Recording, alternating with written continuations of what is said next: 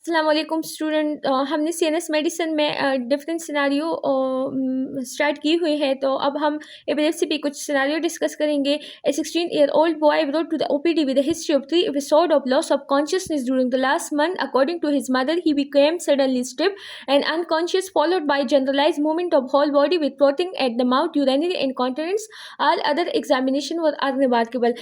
इस हिस्ट्री में पेशेंट को पहली 3 एपिसोड हुई है अनकॉन्शियसनेस के लास्ट मंथ में।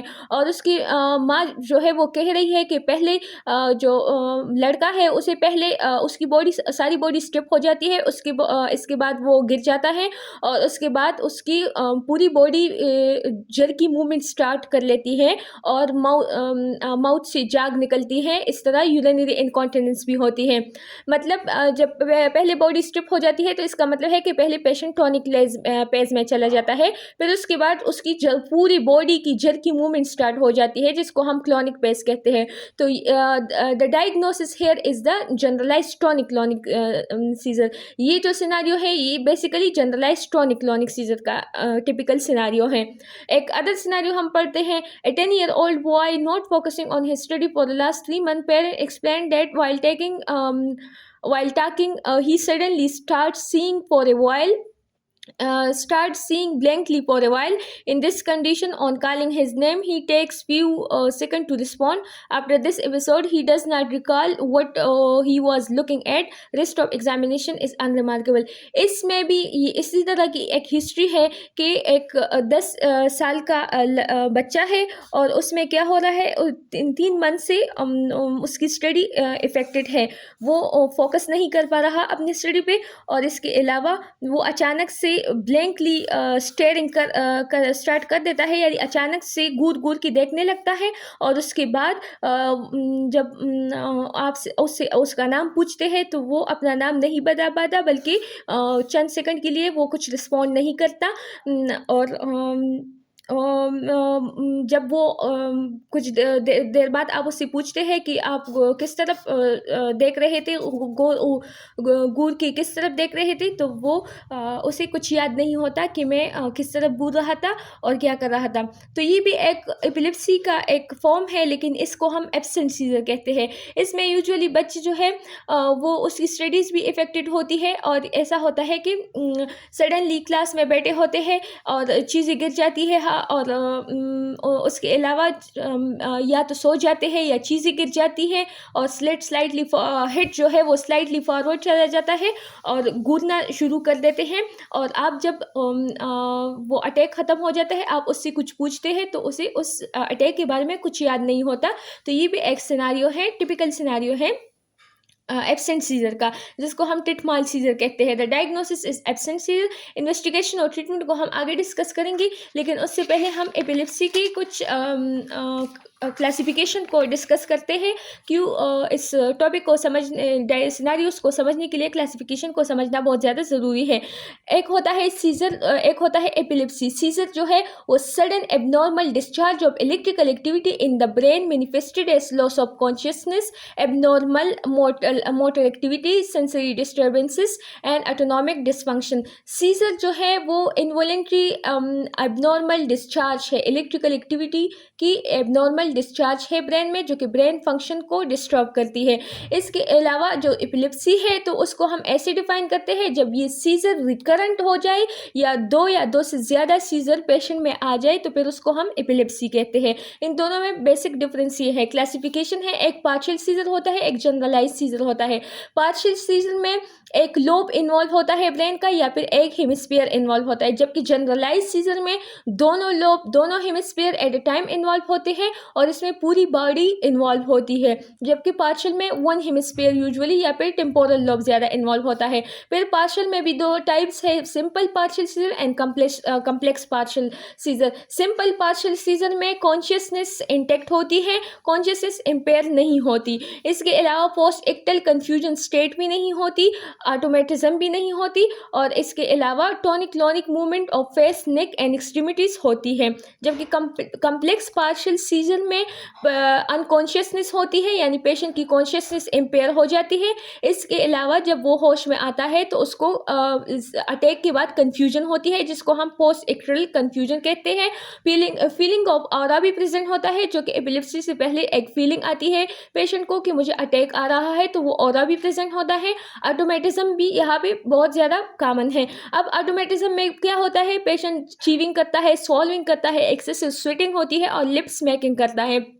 इसके अलावा जो जनरलाइज सीजर है, तो इसमें फिर फर्दर टाइप्स है टॉनिक क्लॉनिक सीजर और absent seizure. Tonic clonic seizure में 2 फेजेस होते हैं, पहले टॉनिक फेज होता है, फिर क्लॉनिक फेज होता है। पहले पेशेंट को फीलिंग ऑफ ऑरा आती है, फिर उसके बाद वो अनकॉन्शियस हो जाता है, फिर उसके बाद उसकी बॉडी स्टिफ हो जाती है और उस स्टिफनेस के बाद बॉडी जर्की मूवमेंट स्टार्ट कर लेती है। जब बॉडी स्टिफ होती है तो उस फेज को हम टॉनिक फेज कहते हैं, और जब जर्की मूवमेंट स्टार्ट कर लेती है तो उसको हम क्लॉनिक फेज कहते हैं। और जब पेशेंट होश में आता है तो उसके बाद वो थोड़ा सा कंफ्यूज होता है, तो उसको हम पोस्ट एक्ट्रल कंफ्यूजन कहते हैं।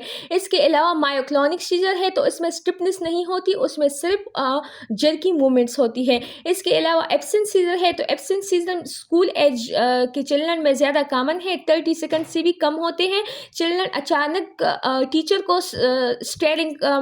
टीचर को गौर से देखना शुरू कर देते हैं, या फिर बिल्कुल ब्लैंक हो जाते हैं, या फिर किसी चीज़ की तरफ देखना शुरू कर देते हैं। उस दौरान आप उससे नाम वगैरह पूछते हैं तो वो नहीं बता पाते, रिस्पॉन्ड नहीं कर पाते। इसके अलावा उसके हाथ में अगर कोई आर्टिकल, पेन या कॉपी हो तो वो भी गिर जाती है, और राइटिंग भी स्टॉप कर लेते हैं, और जो हेड है वो स्लाइटली फॉरवर्ड चली जाती है, और यह पेशेंट सो जाता है। तो ये एब्सेंट सीजर ये ज़्यादातर बच्चों में कॉमन है। अब हम अपने सिनेरियोज़ की तरफ आते हैं, तो हमारे जो 2 सिनेरियोज़ थे उसमें एक में जनरलाइज टॉनिक क्लॉनिक इसलिए हमने डायग्नोस कर लिया क्योंकि उसमें पूरी बॉडी इन्वॉल्व थी। कोई अगर ये पार्शियल सीजर होता तो फिर या फिर राइट साइड ऑफ बॉडी में जर्की मूवमेंट होती, या फिर लेफ्ट साइड में, मतलब एक साइड इन्वॉल्व होती। अगर लेफ्ट हेमिस्फीयर में मसला होता तो राइट साइड ऑफ बॉडी जर की मूवमेंट करती और वो इन्वॉल्व होती। और अगर लेकिन यहाँ पे हमारे पास पूरी बॉडी इन्वॉल्व है, तो इसका मतलब है कि ये जनरलाइज टॉनिक क्लॉनिक सीजर है, पार्शियल सीजर नहीं है।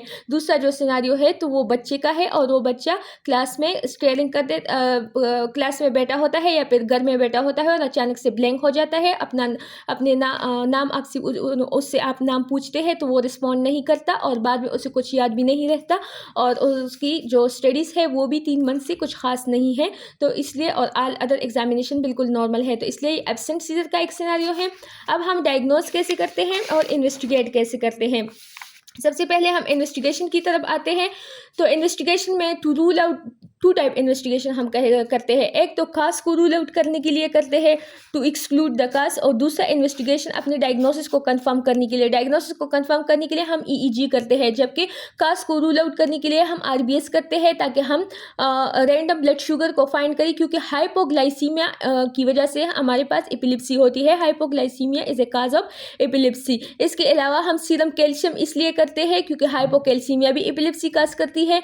लंबर पंक्चर इसलिए करते हैं, कभी कभार मेनिंजाइटिस भी सीजर काज कर सकती है, बल्कि सीजर एक कॉम्प्लिकेशन है मेनिंजाइटिस का। सीरम इलेक्ट्रोलाइट हम करते हैं क्योंकि हाइपोनेट्रीमिया एपिलेप्सी काज कर सकती है। इसके अलावा सीरम यूरिया करते हैं क्योंकि अगर यूरिया का लेवल सीरम में रेस्ट हो जाए, यूरीमिया हो जाए, तो वो एपिलेप्सी काज कर सकती है। इसके अलावा हम सीटी एंड एमआरआई क्यों करते हैं, क्योंकि कोई अगर ब्रेन ट्यूमर हो या फिर ब्रेन एब्सेस हो तो उसकी वजह से भी एपिलेप्सी हो सकती है। तो उसको एक्सक्लूड करने के लिए, ये सारे हमारी काजेस को एक्सक्लूड करने के लिए डायग्नोसिस थे, और ये हमारा डायग्नोसिस जो है वो कंफर्मेटरी था। बेसिकली ये एक क्लिनिकल डायग्नोसिस है, हिस्ट्री के बेस पे हम करते हैं। इसके अलावा अगर हम कंफर्म करना चाहते हैं तो हम ईईजी करते हैं और कास को रूल आउट करते हैं। इसके बाद मैनेज कैसे करना है। अच्छा, मैनेजमेंट से पहले हम कुछ डिफरेंशियल डायग्नोसिस डिस्कस करेंगे। डिफरेंशियल डायग्नोसिस में हाइपोग्लाइसीमिया आता है, क्योंकि हाइपोग्लाइसीमिया में भी पेशेंट जो है वो अनकॉन्शियस हो जाता है, गिर जाता है। पैनिक अटैक्स आते हैं, नार्कोलेप्सी आता है। नार्कोलेप्सी में भी पेशेंट बैठे बैठे सो जाता है, या फिर उसको आप कुछ कहे तो उसे वो रिस्पॉन्ड नहीं करता, जस्ट लाइक एब्सेंट सीजर। या फिर पैरोक्सिस्मल डिस्काइनेसिया, ये एक मूवमेंट डिसऑर्डर है, इसमें बेसिकली जब अटैक आता है तो उसी दौरान मूवमेंट जो है वो बिल्कुल एपिलेप्सी की तरह मूवमेंट डिसेबिलिटीज़ हो जाती है और जल्द की मूवमेंट पेशेंट जल्द की मूवमेंट करता है, बॉडी स्टिफ हो जाती है। ये बिल्कुल एपिलेप्सी की तरह एक डिसऑर्डर है। फिर हम मैनेज कैसे करते हैं ऐसे पेशेंट को, तो हम जर्नल मैनेजमेंट करते हैं। स्पेसिफिक जर्नल में हम पेशेंट को एजुकेट करते हैं about the nature of the disease और उसको एजुकेट करते हैं कि एंटी कन्वल्सन लेनी है और इसके साथ दूसरी ड्रग्स कंसल्टेंट के बगैर विदाउट कंसल्टेशन नहीं लेनी, क्योंकि ये ड्रग इंटरेक्शन बहुत ज़्यादा काज कर सकता है। इसके अलावा अल्कोहल को अवॉइड करना है, कोकेन को और हाइपोग्लाइसीमिया को, क्योंकि अल्कोहल और कोकेन भी हमारे पास एपिलेप्सी का अगर हम अल्कोहल या फिर बेंजोडाइजेपिन या फिर बार्बिटूरेट एब्रप्टली स्टॉप करें तो उसकी वजह से सीजर हो सकते हैं। कोकेन और लिथियम की वजह से हो सकते हैं और हाइपोग्लाइसीमिया की वजह से, तो ये चीज़ें अवॉइड करनी है। इसके अलावा स्विमिंग अवॉइड करनी है और डेंजरस जो गेम्स है वो अवॉइड करनी है। इसके अलावा पेशेंट से कहना है कि ज़्यादा आग के करीब जो है वो ज़्यादा एक्टिविटीज़ ना करें, अवॉइड करें। इसके अलावा मशीन हैंडलिंग अवॉइड करनी है और ड्राइविंग, अगर पेशेंट को फीलिंग ऑफ ऑरा आ जाए तो ड्राइविंग अवॉइड करनी है। फिर जो हमारे पास स्पेसिफिक मैनेजमेंट है तो इसमें भी फिर हम 2 टाइप की मैनेजमेंट करते हैं। अगर पेशेंट आपके पास प्रेजेंट करे और उसी दौरान वो फिट्स में हो, यानी पेशेंट कन्वल्सिंग हो during at the time of presentation patient को फिट्स हुई है, तो उस दौरान हमने सबसे पहले एयरवे को सिक्योर करना है और फिर पेशेंट को एक साइड से दूसरी साइड पे रोल करना है ताकि हम एस्पिरेशन नमूनिया को प्रिवेंट कर सके। एयरवे सिक्योर करने के बाद हम आईवी फ्लूइड देते हैं। एबीसी मैनेजमेंट करते हैं। सबसे पहले हम एयरवे को सिक्योर करने के लिए पेशेंट को इंट्यूबेट करते हैं। फिर हम ब्रीदिंग को सिक्योर करने के लिए हम ऑक्सीजन मास्क लगाते हैं और ऑक्सीजन देते हैं ताकि हाइपोक्सिया को प्रिवेंट कर सके। फिर हम सर्कुलेटरी फंक्शन को मेंटेन करने के लिए आईवी फ्लूइड लगाते हैं और फिर पेशेंट को रोल करते हैं बेड में ताकि एस्पिरेशन नमूनिया को प्रिवेंट कर सके। पेशेंट की वाइटल्स जो है, बीपी, पल्स, टेम्परेचर, उसको मॉनिटर करते हैं और फिट्स को कंट्रोल करने के लिए हम डाइजिपाम देते हैं। ये लोडिंग डोज में देते हैं। फिर उसके बाद हम स्पेसिफिक थेरेपी में पेशेंट को डाल देते हैं। अगर पेशेंट प्रेजेंट करे और वो उस टाइम कन्वल्सिंग उस टाइम फिट्स में नहीं है और बल्कि माँ कह रही है कि इसको फिट्स आते रहते हैं तो इसकी ट्रीटमेंट करें, तो उस पेशेंट के साथ फिर क्या करना है, तो उसके लिए हम क्या करते हैं। फिर अगर उस टाइम वो फिट्स में नहीं है तो फिर हम फर्स्ट लाइन थेरेपी पेशेंट को डालते हैं। तो उसमें जो है हमारे पास जो जनरलाइज टॉनिक क्लोनिक सीजर है तो उसके लिए ड्रग ऑफ चॉइस जो है वो कार्बामाज़ेपिन है। First drug of choice carbamazepine है। ये पूरी फर्स्ट लाइन ड्रग है, लेकिन इसमें carbamazepine first drug of choice है। इसके बाद हम पेशेंट को सोडियम वैल्प्रोएट पे डालते हैं और इसके बाद पिनाटाइन और पिनोबार्बिटॉन का नंबर आता है। अगर पेशेंट प्रेग्नेंट है और उसे सीजर है, यानी जिसे हम एक्लेम्सिया कहते हैं, तो हम सोडियम वैल्प्रोएट नहीं देंगे क्योंकि ये टेट्राजेनिक है, और ना ही कार्बामाज़ेपिन देंगे, बल्कि फिर हम लेमोट्राइजिन देंगे जो कि एक सेफ ड्रग है, या लिविटेरासिटाम देंगे, वो भी प्रेगनेंसी में सेफ है। इसके अलावा सेकंड लाइन ड्रग्स में हमारे पास लेमोट्राइजिन आता है, टोपोमरेट आता है और प्राइमेडोन आता है, सेकंड लाइन ड्रग्स। इसके अलावा हम पेशेंट को, जो हमारे पास फर्स्ट लाइन ड्रग्स है, तो सबसे पहले अगर हम पेशेंट को एक मेडिकेशन पे स्टार्ट कर लेते हैं, अगर वो उसको रिस्पॉन्ड नहीं करता तो हम उसी मेडिसिन का डोज इंक्रीज करते हैं। सपोज अगर मैंने पेशेंट को कार्बामाज़ेपिन पे डाल दिया और वो उसको रिस्पॉन्ड नहीं करता तो मैं डोज इंक्रीज करूँगी सबसे पहले, और तब तक मैं इंक्रीज करूँगी जब तक साइन ऑफ टॉक्सिसिटी अपेयर ना हो। अगर वो फिर भी रिस्पॉन्ड नहीं कर रहा तो मैं फर्दर डोज इंक्रीज करूँगी और तब तक इंक्रीज करूँगी जब तक टॉक्सिसिटी अपेयर ना हो। और उसके बाद भी पेशेंट रिस्पॉन्ड ना करे, सीजर उसका ठीक ना होए, तो फिर हम दूसरा ड्रग ऐड करते हैं पहले ड्रग के साथ।